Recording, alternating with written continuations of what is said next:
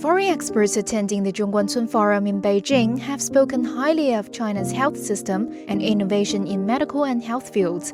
The forum was held from April 25th to 29th in the innovation hub Zhongguancun, often hailed as China's Silicon Valley. I could say that the health system in China is very good. Science is good.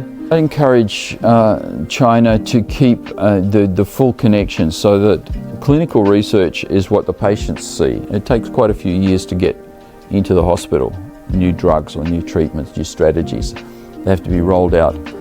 But it's important to keep the clinical side connected to the laboratory side. The basic scientists, if they can understand the real world problems that people have, and then you'll see faster transition and innovations getting fed into the hospital or the medical system faster. I'm quite interested in good exchanges between the University of Western Australia and different centres, and I hope that the top scientist candidates and medical doctors can spend some time in the University of Western Australia and get some experience there, and vice versa.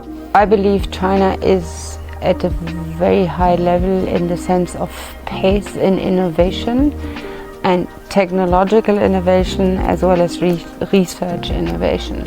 When you come to China, it's very impressive to see the pace and the work that goes into research, technological advancement. And of course it's also very visible the wish to collaborate as well as to to collaborate internationally to step beyond where we are today. We want to bring innovation to China. I think we are doing this already. We have a network of collaborations with universities, with companies, with the government.